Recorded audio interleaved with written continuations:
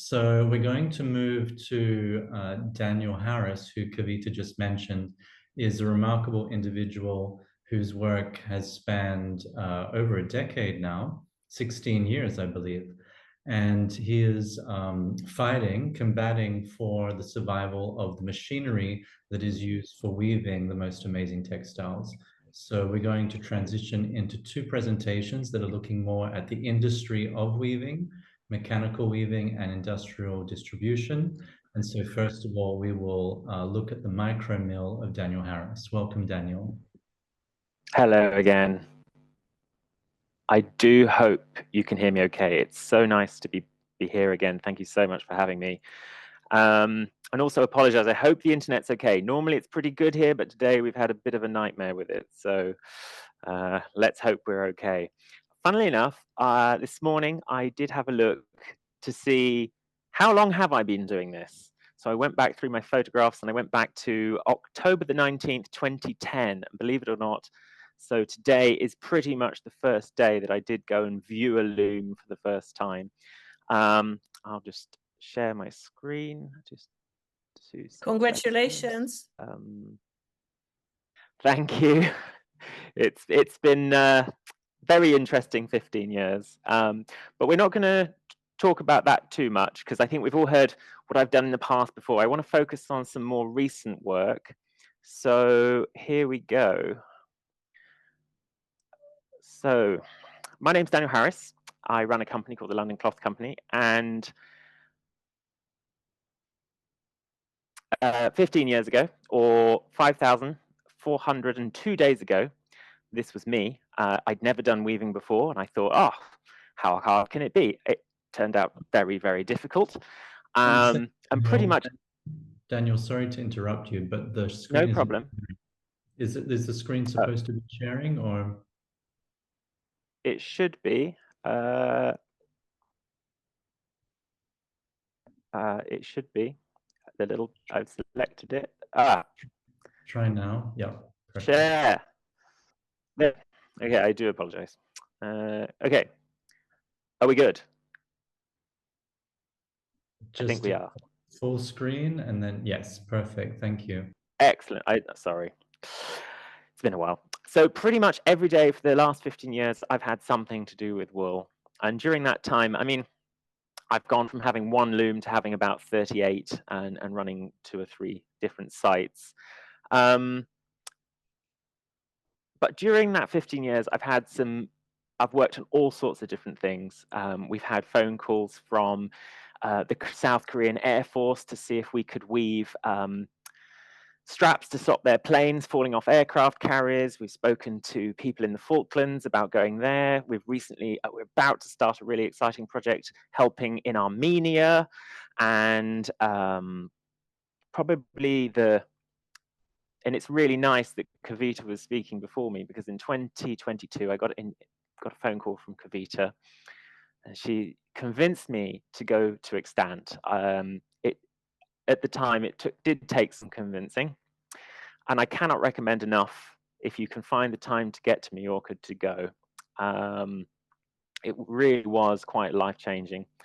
And I was there for the leadership program, and then there for the market. And at the end, they said, hey, why don't we go and look at an abandoned mill?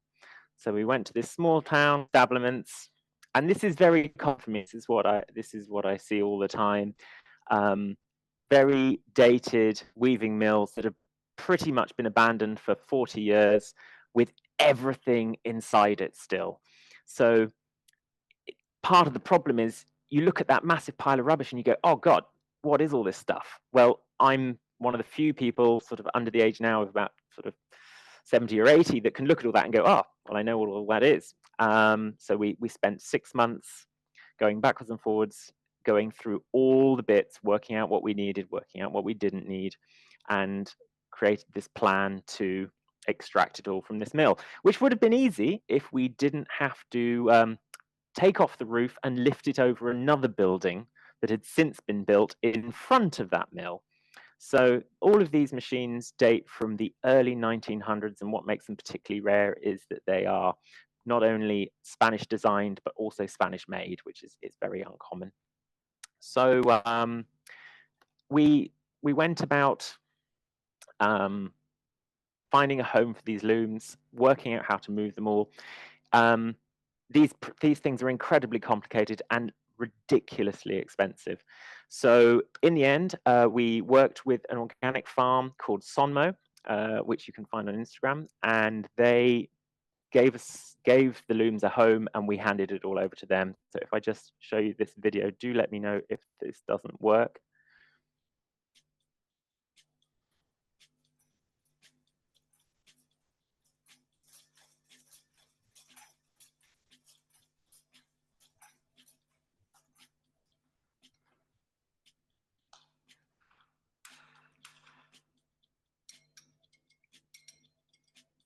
So we're not getting the full sound, but maybe that's better because it's a very loud machine.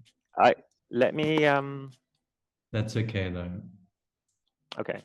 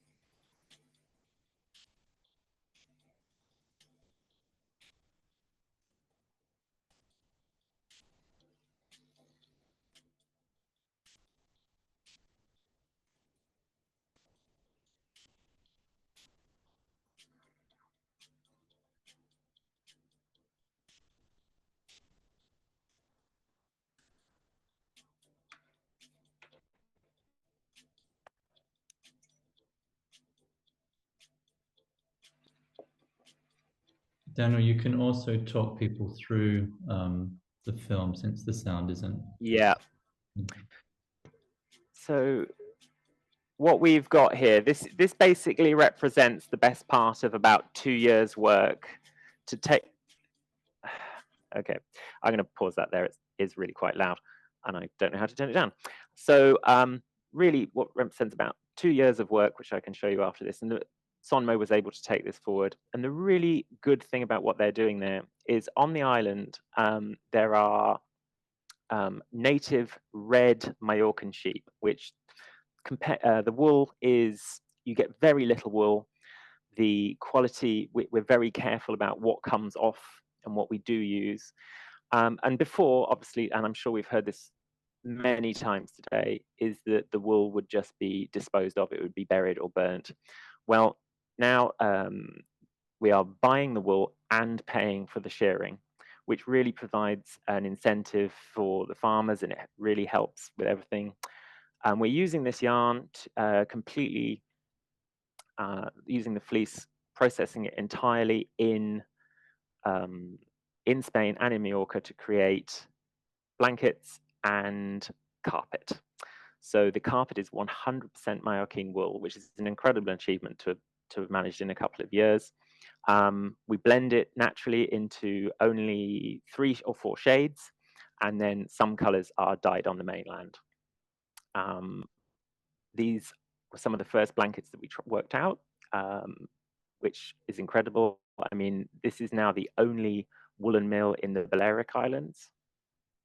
And this is some experimentation with natural dyes. The problem with weaving on this scale is when I mean, we're already processing the fleece by the ton. And to do natural dyeing at this level, it requires a huge amount of space and a lot of water.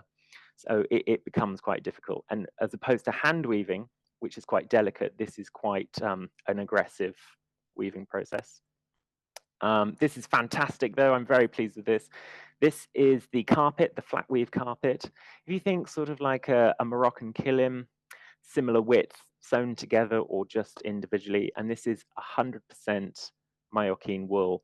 And if you look at the bottom of the slide here, you can see this is a piece of newspaper from 1977, which was sandwiched into the warp. And when we were renovating and restoring the looms, we pulled all the original yarn off, which I think we can see here. That's the sort of thing we were dealing with. once we'd pulled all the yarn off the warp beam, this is the newspaper that we found. So hopefully this isn't quite as loud. Let me know. This is a great way to spend 10,500 euros in a day and a half. So this really is months and months of preparation to get ready for this stage, because the most important thing is you want to be ready for the day that the crane arrives. And you can see there where we've taken the roof off, and these guys were great. So probably what happened was the mill was built and then they built another building in front of it, or took the looms in pieces. Now, just to reiterate, if these looms aren't rescued and restored, they are always scrapped. And I've seen this time and time and time again, all across England and Europe. And we've always worked with this thing called a depleted carbon manifesto, which is that if you think about how much energy and carbon it took to make these looms in the first place, and then you divide that throughout all of the thousands and thousands of meters that they've woven over the years, then, and there's nothing wrong with them, you really can use them, and they're fantastic for small scale production.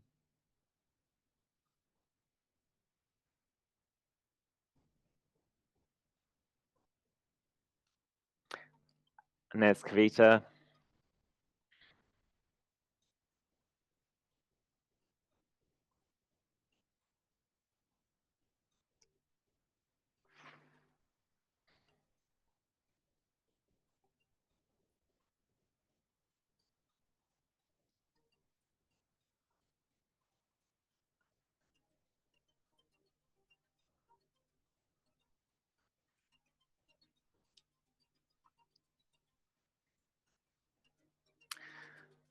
So when you think that that's the first time that that loom would have run in about 40 something years, it's very satisfying. And then to be using wool entirely from the island is just fantastic.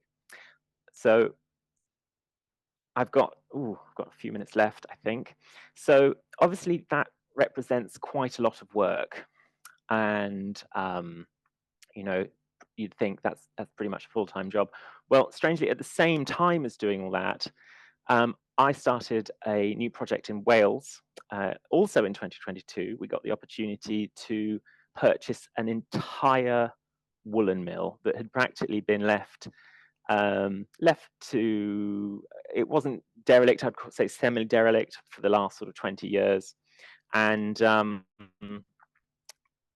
very, very rare does this happen, that you actually get you're able to buy the building and the contents. Normally people want you to just clear out the contents, and then they turn it into houses.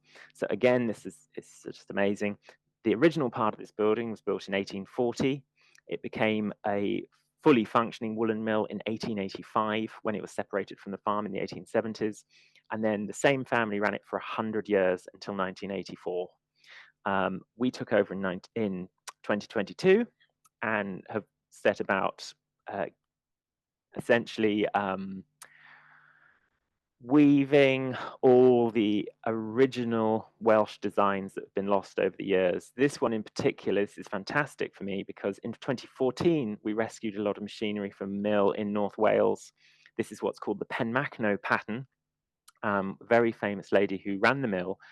This was one of her designs. And so when we took all the machinery from that mill, took it to London, restored it. Now we're bringing it all back to Wales and carrying on weaving these fabrics. Now these are essentially European folk patterns that we still see today. You find them a lot in Eastern Europe, Germany, Baltic states. And then with the Great Migration, they all moved across the Atlantic to America, got reinvented as the American coverlet, which you'd see predominantly being woven in blue and white cotton with a wool weft, and then hints of red here and there, and then returned to the UK in Wales in the late 1800s, early 1900s to be woven in Wales. It's incredible. In this area, there were 320 mills 100 years ago, ranging in size from just one family all the way up to mills with 100 looms. Today there are 5, and that's including ours. It's incredible how sort of little support they've been given over the last 40 years. Even things like the Museum of Wales, which should be supporting Welsh wool because they have a woolen museum, so somehow have managed to neglect them. And this is the sort of thing that we're dealing with. This, going back, this loom here, this would have been originally designed in 1879. It took us 40 consecutive days to get that running, and now it's great. There we go. So hopefully this will work. This is the Penmagno pattern being woven, and in the center here, this is us setting up. So it's very satisfying job. We're a very small team. It's very rare that in a mill you get to handle everything the whole way through. Moving forward from this, we're hoping that now we're here next year. We've just had a meeting. In fact, we got back the day before, and we just had a meeting about starting to do a 100% Welsh wool. So from flock to fleece. I mean, we've done it many times before with British wool, but we've never done it purely with Welsh wool. So in time, hopefully we'll adopt a flock, and what we tend to do is start off a very long process of slowly improving the wool over time until we can start weaving what we want, which is a very fine flannel, which is something you don't see anymore.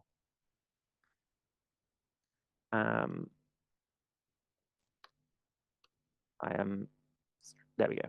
Sorry. So this is the mill when we moved in.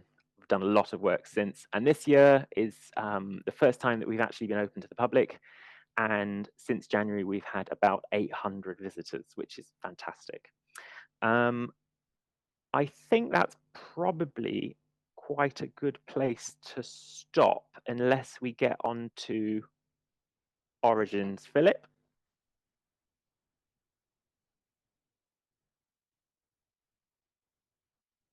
Yes, that's maybe a good moment to stop, and we're super grateful to you for being here. It's just you just need to press stop sharing, Daniel. Somebody wants to know the name Yes. of your mill. Oh, and the one in Wales is the Elvet Woollen Mill. Okay. I'm just stopping sharing, I think. How wonderful that new adventure with Scottish wool. Yeah, I think it's going to be fantastic. We're working with 2 younger guys who are into tailoring, and we're going to try and do everything in Wales as much as we can. Again, one thing that actually was incredible that came out of Rome was how lucky we are here and how much we do have. And it's actually remarkably easy for us. Hearing people's stories about having to send wool across not only their country, but into other countries to have it processed it's incredible. Yeah. So much more work. So we're very lucky. Yeah. Thank you so much, Daniel. It's a pleasure. Great to see you. And we wanted to have a